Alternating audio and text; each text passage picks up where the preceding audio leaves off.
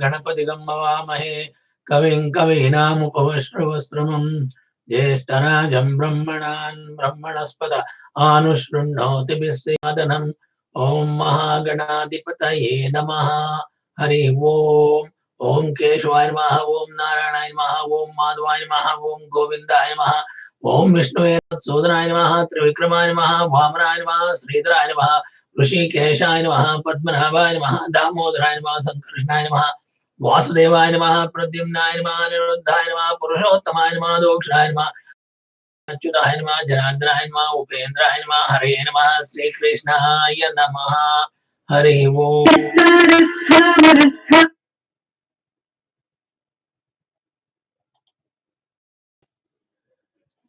Hari Om. We are coming to the episode of Prachetha's brothers. All brothers, Prachetas, got salvation by help of Narada's Upadesha. Maitreya uvacha tata utpanna vijnana ashwadokshara bhashitam smaranta atmeje bharyam visrujya pravarajan grahat. That's the first shloka of the 31st chapter. 31 chapter, number 31. The great saint Maitreya continued. After that, Prachetas lived at home for thousands of years and developed a perfect knowledge in spiritual consciousness. At last, they remembered the blessings of the Supreme Personality of Godhead and left home, putting their wife in charge of a perfect son. After the Prachetas brothers had finished their penance, they were blessed by the Supreme Person of Godhead, that is Lord Krishna, Lord Vishnu. The Lord blessed them by telling them that after finishing their family life, they would return home back to Godhead in Vaikuntha Loka in due course of time. After finishing their family life, which lasted thousands of years according to the calculations of the gods in the Shastra, the Prachetas decided to leave home, putting their wife in charge of the son named Daksha. Pracheta's son is the famous called Daksha. This is the process of Vedic civilization. In the beginning of the life, as a brahmachari, one has to undergo severe penances and austerities in order to be educated in spiritual values. The brahmachari or a student is never allowed to mingle with a woman and learn from the beginning of life about sex enjoyment. The basic flaw in the modern civilization is that boys and girls are given freedom during school and college to enjoy their life. Most of the children are Varna Shankara, meaning born undesirable fathers and mothers. Consequently, the whole world is in chaos. Actually, human civilization should be based on the Vedic principles. This means that in the beginning of life, boys and girls should undergo penances and austerities.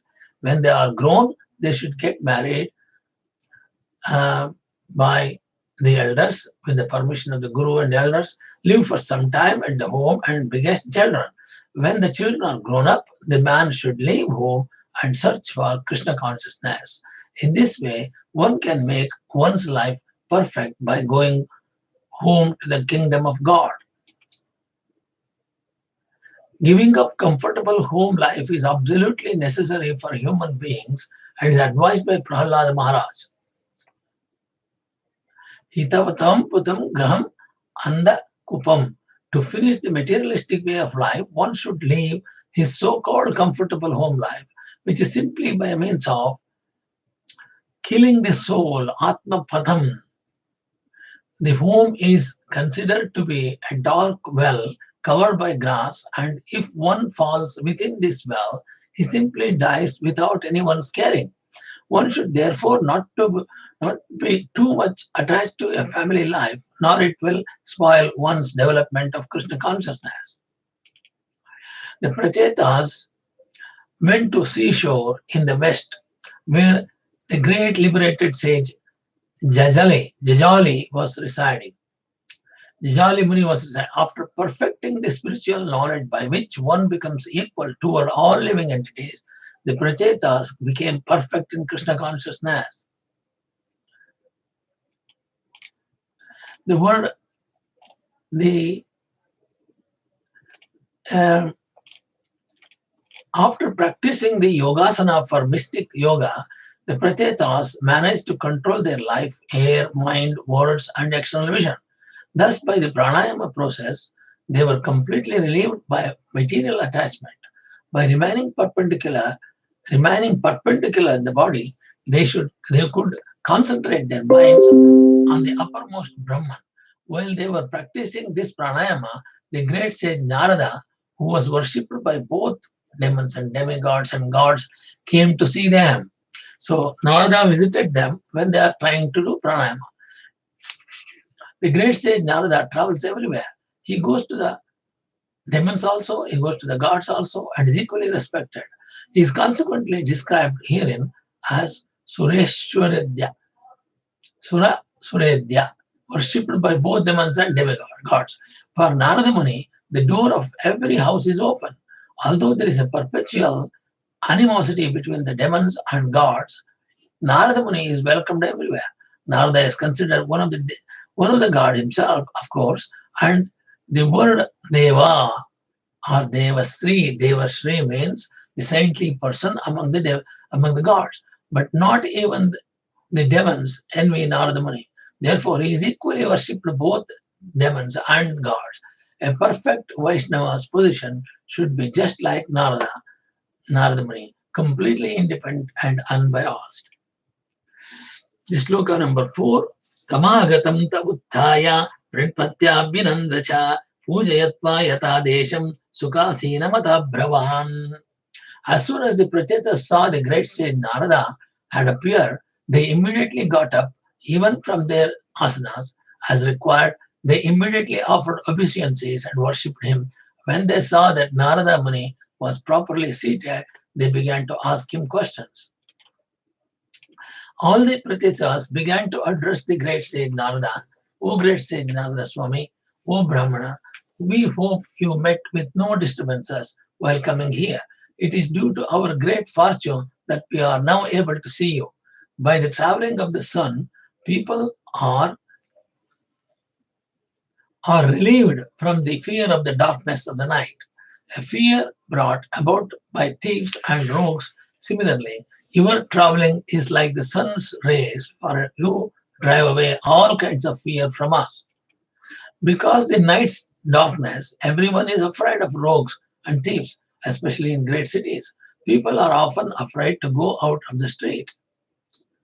And we understand that even in a great city like New York or London, people do not like to go out at night.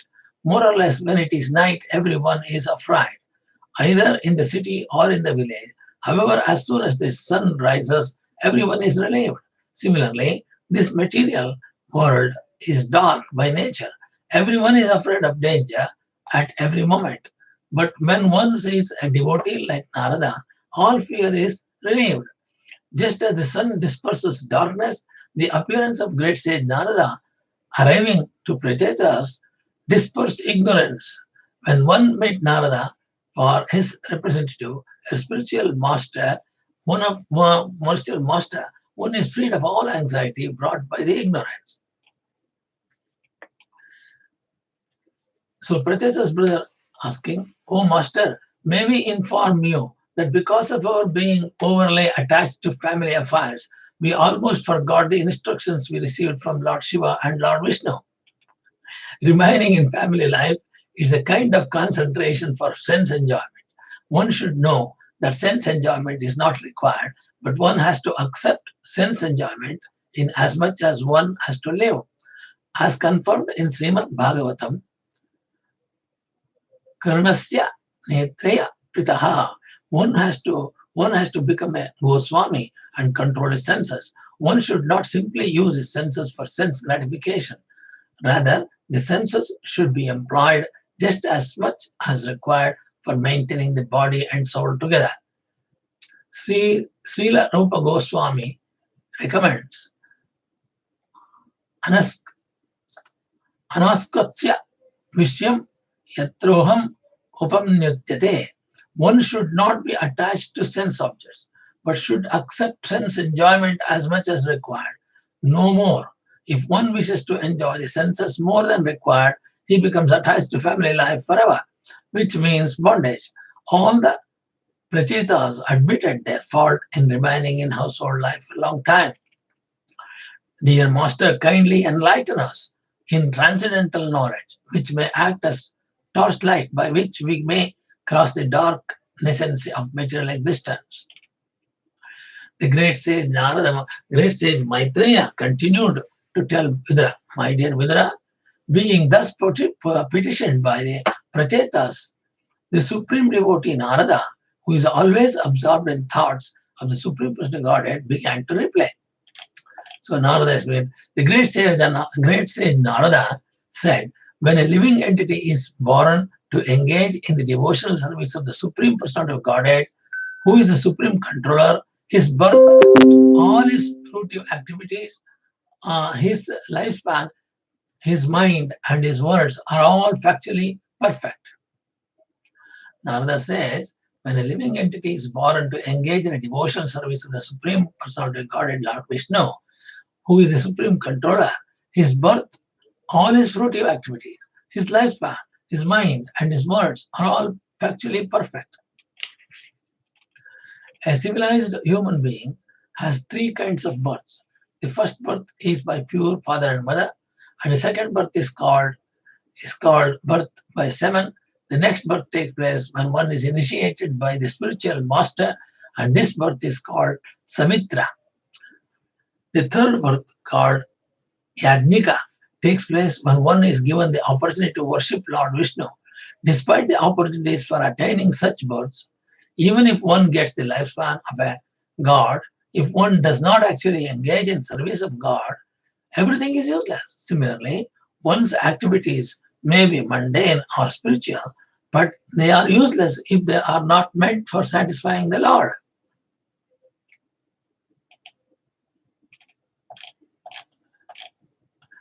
Without devotional service, what is the meaning of severe austerities?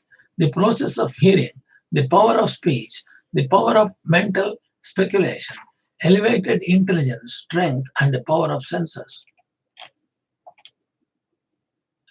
Transcendental practices that do not ultimately help one realize the Supreme Personality of Godhead are useless.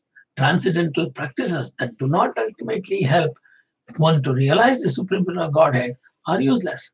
By suppose if the practice what they are doing is not going to achieve Vishnu Sannidhi, it becomes useless. By their mystic yoga practices, the analytical study of matter, severe austerity, the acceptance of sannyasa, or the study of Vedic literature, all these may be very important aspects of spiritual advancement. But unless one understands the Supreme Person of Godhead, Hari, all these processes are useless. Factually, the Supreme Person of Godhead is the original source of all self-realization. Consequently, the goal of all auspicious activities, karma, jnana, yoga, and bhakti, is the Supreme Person of Godhead. The living entity is the material energy. The living entity is the marginal energy of the Supreme Personality of Godhead, and the material world is the external energy. Under the circumstances, one must understand that the Supreme Person of Godhead is factually the original source of both matter and the spirit. This is explained in the 7th chapter of Bhagavad Gita. Earth, water, fire, air, ether, mind, intelligence, and false ego. All together, these eight comprise my separated material energies. But besides this inferior nature, O mighty armed Arjuna, there is a superior energy of mind which consists of all living entities who are struggling with material energy, nature, and are sustaining the universe.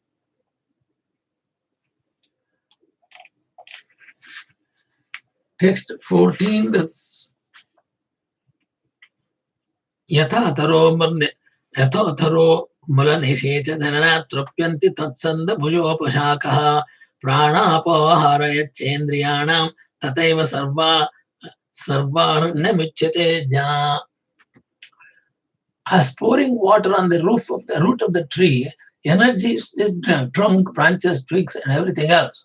and as supplying food to the stomach enlivens the senses of limbs and body, in simply worshipping the Supreme Personal Godhead through devotion service automatically satisfy the other gods who are parts of that Supreme Personality. So it is just like pouring water to the roots of the plant, we make the plant stronger. Similarly, when we eat food to the stomach, it provides the energy to the rest of the body and the whole thing will be better. Similarly, when you conduct a devotional service to the Lord Krishna to satisfy him, they satisfy the who are parts and parcel. There is no necessity to satisfy the other gods who are parts of the Supreme Personality. Sometimes people ask why this Krishna consciousness movement simply advocate worship Krishna to the exclusion of the other gods. The answer is given in the verse. The example of pouring water in the root of a tree is very appropriate. In Bhagavad Gita, it is said, Urdhva Moolam Adha Shakam. This cosmic manifestation has expanded downward, and the root is the Supreme Person of Godhead. As the Lord confirms in Bhagavad Gita, 10th sloka, 8th chapter, Aham Sarvasya Prabhavaha. I am the source of all spiritual and material worlds. Krishna is the root of everything. Therefore, rendering service to the Supreme Person of Godhead, Krishna, means automatically serving all other gods. Sometimes it's argued that karma and jnana requires a mixture of bhakti in order to be successfully executed. And sometimes it is argued that bhakti also requires karma and jnana for its successful termination. The fact is, however, that although karma and jnana cannot be successful without bhakti, bhakti does not require the help of karma and jnana.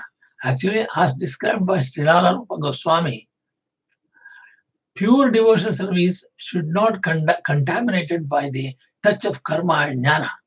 Modern society is involved in various types of philanthropic works, humanitarian works, and so on.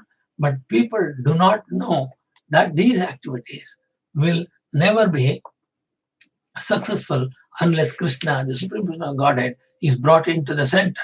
One may ask what harm there is in worshipping Krishna and the different parts of his body, the demigods, and the answer is given in this verse. The point is that by supplying food to the stomach, the indriyas, the senses, are automatically satisfied. If one tries to feed his eyes and ears independently, the result is only havoc. Simply by supplying food to the stomach, we satisfy all the senses in the body. It is neither necessary nor feasible to render separate services to the individual parts of the body or senses. The conclusion is that by serving Krishna, Krishna Seva or Krishna consciousness, or submitting and surrendering to Lord Krishna, as confirmed in Chaitanya Ghritamrita, Krishna Bhakti Kaile Sarva Karma Krita Jaya. If one is engaged in the devotional service of Lord Krishna, Supreme Lord Godhead, everything is automatically accomplished. During the rainy season, water is generated from the sun, and in the due course of time, during the summer season, the very same water is again absorbed by the sun. Similarly, all living entities, moving and inert, are generated from the earth, and again, after some time, they all return to the earth as dust. Similarly, everything emanates from the Supreme Person of Godhead, and in due course of time, everything enters into him again. Just as the sunshine is non-different from the sun, the cosmic manifestation is also non-different from the Supreme Person of Godhead. The Supreme Personality Godhead is therefore all-pervasive within this material creation. When the senses are active, they appear to be part and parcel of the body. But when the body is asleep, their activities are unmanifest. Similarly, the whole cosmic creation appears different and yet non-different from the supreme person. My dear kings, sometimes in the sky there are clouds, sometimes there is a darkness, and sometimes there is illumination. The appearance of all these takes place consequently Consequently, similarly, in the Supreme Absolute, the mode of passion, darkness, and goodness appear as consecutive energies. Sometimes they appear, sometimes they disappear. This is what happens. Darkness, illumination, and clouds sometimes appear, sometimes disappear. But even when they have disappeared, the potency is still there, always existing in the sky. Sometimes we also see clouds, sometimes rainfall, sometimes snow, sometimes we see night, sometimes sometimes day, sometimes illumination, sometimes darkness. All they exist. All these exist due to the sun, but the sun is unaffected by all these changes. Similarly, although the Supreme Personality of Godhead is the original cause of the total cosmic manifestation, he is unaffected by the material existence. This is confirmed in Bhagavad Gita also.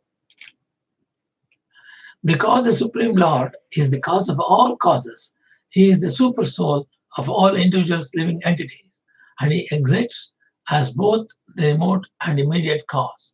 Since he is aloof from the material emanations, he is free from their interactions and is Lord of material nature. You should therefore engage his devotional service, thinking yourself qualitatively one with them. By showing mercy to all living entities, being satisfied somehow or the other, and controlling the senses from sense enjoyment, one can very quickly satisfy the Supreme Power of Godhead, Janardana. Being completely cleansed of all material desires, the devotees are freed from all mental contamination.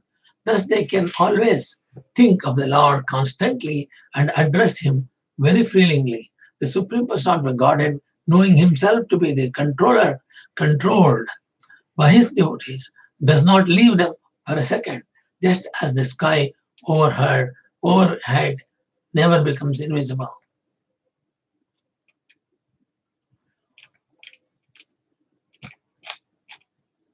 Now we are coming to the 20th of sloka. Apahata sakalaishinamalatma naiva ratamayadita bhavano saha bahutaha nijajana vashagatpamatma no yanna sarati chidrapadaksharatam he. Being completely cleansed of all material desires, the devotees are freed from all mental contamination. Thus, they can always think of the Lord constantly and address Him very feelingly. The Supreme Personality of Godhead, knowing Himself to be controlled by His devotees, does not leave them for a second, just as the sky overhead never becomes invisible.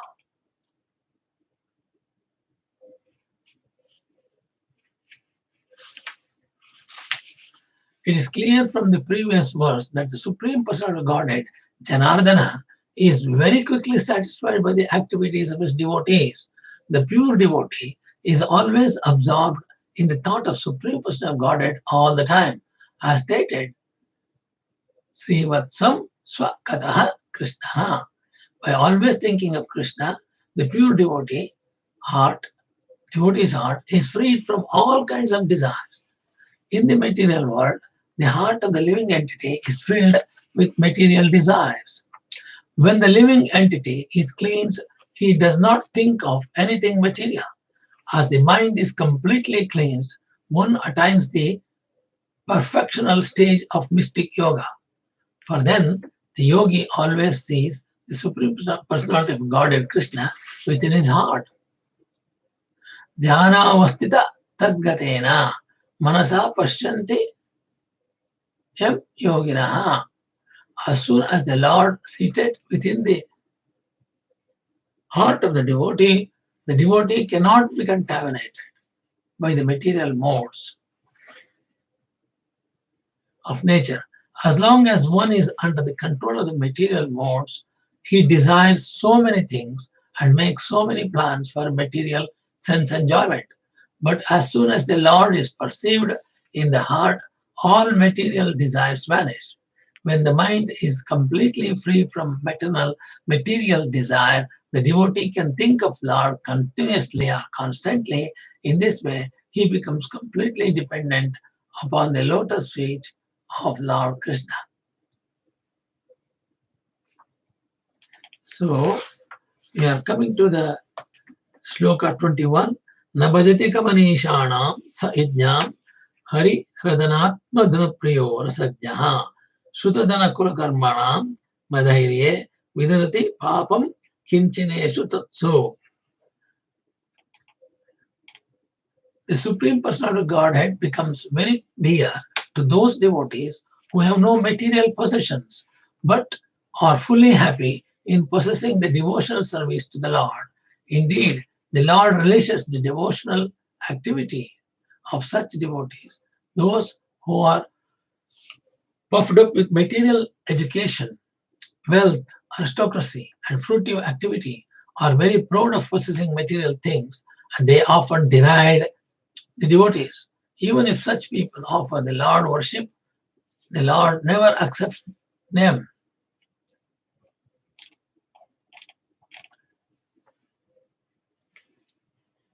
Although the Supreme Personality of Godhead, Lord Krishna, is self sufficient, he becomes dependent on his devotees sometimes. He does not care for the goddess of fortune, nor for the kings and other gods. What? Who are after the favors of goddess of fortune, the Mahalakshmi? Where is that person who is actually grateful and will not worship the personality of Godhead? The great sage Maitreya continued, My dear King Vidura, the great sage Maitreya continued, My dear King Vidura, Sri Narada Muni, the son of Lord Brahma, thus described all these relations with the Supreme Person of Godhead to the Prachetasa brothers. Afterward, he returned to Brahma Loka. Narada went away. Hearing from Narada's mouth the glories of the Lord, which vanquish all the ill fortune of the world, the Prachetas also became attached to the Supreme Person of Godhead. Like Narada, meditating on his lotus feet, he advanced to the ultimate distinction. Meditating on his lotus feet, the Prachetas brothers advanced to the ultimate destinations. My dear Vidura, I have told you everything you wanted to know about the conversation between Narada and Prachetas brothers. The conversation describing the glories of the Lord. I have related this as far as possible. Shukadeva Goswami continued, O best of kings, here Shukadeva is addressing the Parikshita Maharaj. I have now finished telling about the descendants of the first son of Swayambhu Manu, Uttarapada. I shall now try to relate to the activities of descendants of Priyavrata, the second son of Swayambhu Manu. Please hear them alternatively, attentively. Dhruva Maharaja was the son of a king Uttarapada, and as far as the descendants of Maharaja or King Uttarapada are concerned, their activities have been described up to the point of Prachetas. Now, Sri Shukadeva Goswami desires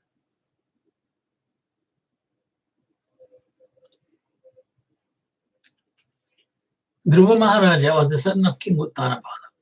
As far as the descendants of Dhruva Maharaja or King Uttarapada are concerned, their activities have been described up in the point up to the Prachetas.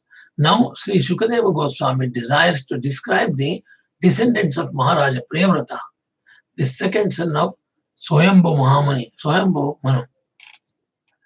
Although Maharaja Priyavrata received instructions from the great sage Narada, he still engaged in ruling the earth. After fully enjoying material possessions, he divided his property among his sons. He then attained a position by which he could return home back to Godhead. My dear king, in this way, after hearing the transcendental messages of the Supreme Personality of Godhead and his devotees from the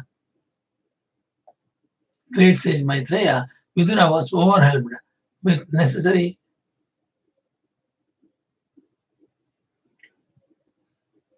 With tears in his eyes, he immediately fell down at the lotus feet of his guru.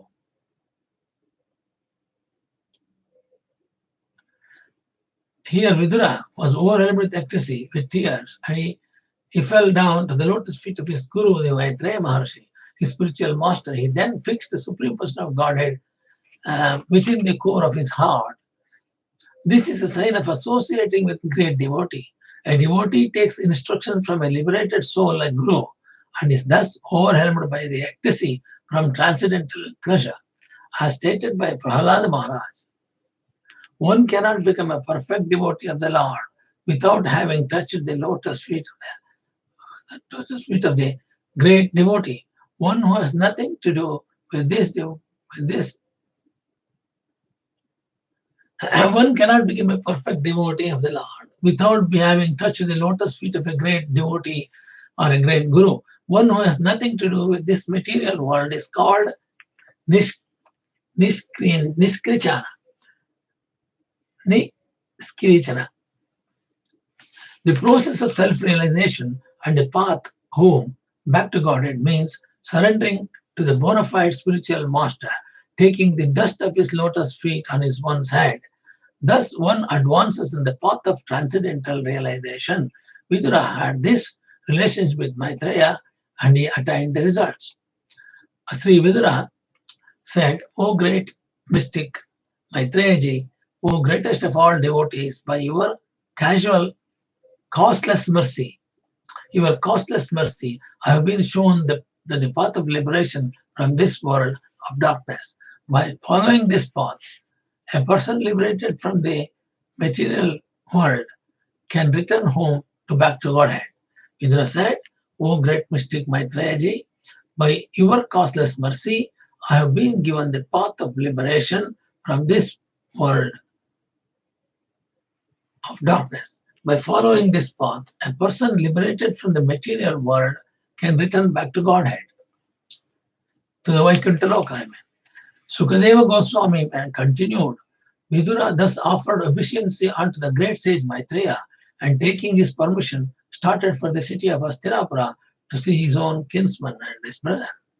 Although he had no material desires, when a saintly person wants to see his kingdom, when a saintly person wants to see his kinsman, he has no material desire to see them. He simply wants to give them some instruction so that they can benefit. Vidura belonged to the royal family of the Kauravas, and although he knew that all the family members were destroyed at the battle of Kurukshetra, he nonetheless wanted to see his elder brother Dhritarashtra, to see if he could deliver Dhritarashtra from the clutches of Maya.